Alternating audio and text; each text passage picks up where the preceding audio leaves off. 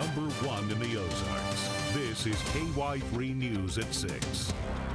On the run with an officer's gun. Good evening, I'm Steve Grant. I'm Lisa Rose. At this hour, law enforcement across Berry County are searching for this man, Chris Young. We're told he attacked a Monette policeman and then took off with his weapon.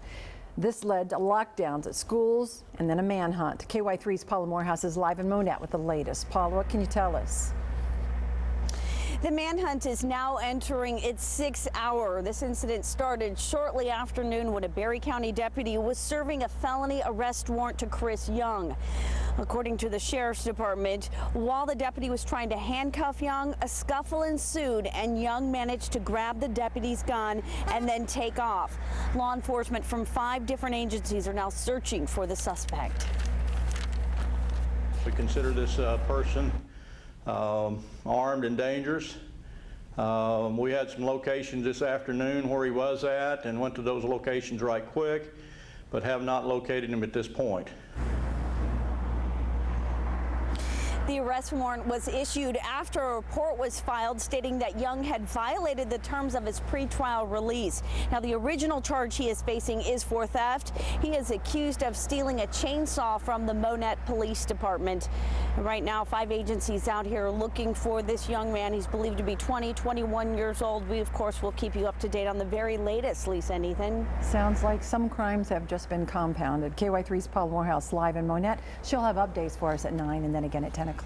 A special mass is underway for the new Pope in downtown Springfield. KY3's Jerry Jacob joins us live with a reaction from St. Agnes. Jerry? We spoke with Bishop James Johnston just a short time ago. Right now, he is in the building behind me. The Cathedral of St. Agnes celebrating a mass, a celebration and Thanksgiving mass with the previous bishop of this diocese, John Liebrecht. The mass, the direct result of what happened earlier today in Rome. The College of Cardinals selecting Cardinal Jorge Bergoglio of Argentina, a choice with historical significance, the first non-European pope in a millennium, the first pope ever from the Americas. Prior to the mass here, I asked the bishop his feelings about the selection of this particular newest leader of the Roman Catholic Church. Right now, the reaction of the church is great excitement. Also, I have to admit, a lot of curiosity because so many of the cardinals that were at the conclave are unknown to us. No, I've never met him, and to be honest, I hate to say this, I'd never heard of him before today. Bishop James Johnston of the Diocese of the Springfield Cape Girardeau, a diocese that covers all of southern Missouri, 66 parishes. And its newest parish, by the way, is in Nixa. It was opened in 2004. That parish, the parish of St. Francis of Assisi, the namesake of that parish, St. Francis of Assisi, the same namesake as that of the newest pope, St. Francis I. All right, Jerry Jacob for us live tonight. Thanks, Jerry. First, there was outrage about the elk herd roaming and eating up the farmland along the Buffalo River Valley. Now there's a ruckus over construction of a huge hog farm not far from the pristine waterway. KY3's Linda Russell tonight on the battlefield over big-time bacon production in Newton County, Arkansas. Both sides love the beauty of the buffalo. There's a lot that this park has to offer and certainly lives up to the reasons for its establishment. We all like to hunt and fish, and we growed up in Big Creek in Buffalo. The battle lines are over how a 2,500 sow operation along Big Creek near Mount Judy will affect the National River. We actually visited a couple before we built one this size, and you have to be really close to ever smell them. Henson says modern technology with a buffer of trees will control odors, and hog waste will only be spread as fertilizer under strict guidelines and weather conditions. We over-designed the holding ponds to hold considerable amount of more effluent than what is required by ADEQ. He also says the 2 waste holding ponds are designed to withstand a storm. It still would not overflow. Buffalo National River Superintendent believes it won't be enough and there will be problems. I think it's just a little short-sighted to think that that sort of spillage, which will reach the creek, which will reach the river, and contamination is acceptable for America's first national river. He fears it will discourage the more than 1 million visitors a year to the scenic area. That's going to have a dramatic effect on tourism, and it's going to be tenfold to the benefits, we feel the benefits of the farm operation might be. One of the biggest complaints by people here where the Buffalo River runs is the lack of notification and chance for input.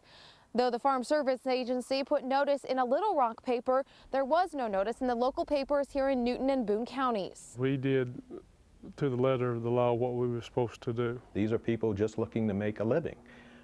So it's nothing personal. It's all about protecting the water quality of the Buffalo National River, and it's about fairness in being able to have an opportunity to provide comment where comment should have been allowed and taken into consideration. That was Linda Russell reporting from Newton County, Arkansas. Opponents have started an online petition calling for shutting down the farm, and the Parks Service has refiled its complaint with the Farm Service Agency, which did the environmental assessment. It has an office next door in the same building in Harrison. A teenager from Fordland, Missouri has died in Florida after he was pulled from a Disney resort swimming pool over the weekend. Orlando police say Anthony Johnson was with his family when they lost sight of him. The 13-year-old was spotted at the bottom of the pool a few minutes later. Orange County authorities are investigating. Disney officials say they have offered assistance to Johnson's family. A proposal to legalize medical marijuana use in Arkansas won't be on the statewide ballot. Arkansas's Attorney General says the issue is too ambiguous and, in his words, full of grammatical errors. Supporters of pot for people with terminal illnesses or severe pain say it is nearly identical to what was introduced in the state legislature in 1999. And a new crackdown on meth makers in Missouri and their helpers. It calls on Missouri pharmacies to display warning signs about smurfing. The smurfers, as they're called, buy cold and allergy medicine containing pseudoephedrine, then sell it to meth makers. The warnings say the practice carries serious consequences. The sales tax break Missouri drivers get when they buy a car out of state could be ending soon. A House committee has approved a bill to reimpose the local sales tax on vehicles. But the measure would also require local voter approval in Missouri's cities and counties before they can collect the tax. Governor Nixon vetoed a similar bill last year and called it retroactive. Supporters say this version addresses his concerns. While that tax break could go away, a tax credit could be coming back. A bill to help 4 kinds of charities is on its way to the governor's desk now. One for food pantry donations, housing the disabled, pregnancy resource centers, and child advocacy centers. All 3 tax credits would be extended to 2019. The legislation was sponsored by Springfield Senator Bob Dixon. Veterans on the hunt for a job didn't have to go far today to visit dozens of Ozarks employers. Hiring Our Heroes was held at the National Guard Armory. About 50 companies talked to hopefuls.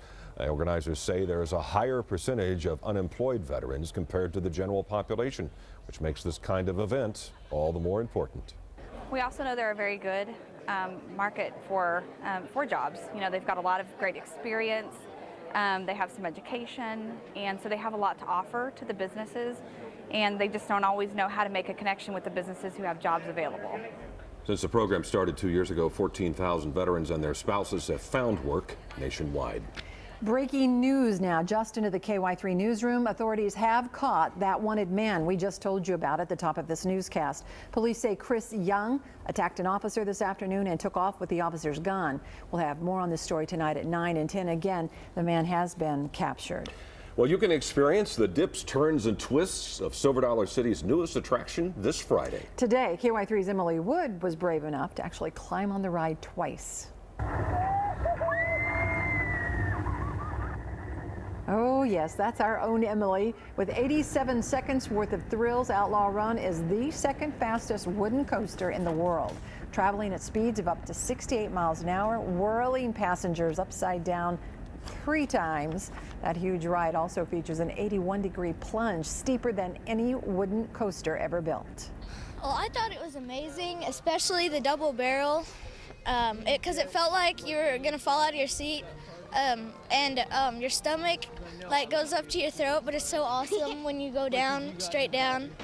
Oh, these kids today. The $10 million project took 1.5 years to finish. Silver Dollar City officials expect it to bring in an additional 85,000 visitors this season. And Steve, I said these kids today, and do you know 81-year-old Sherry Hershen was in the front row seat? Right there on the front. Go, Sherry.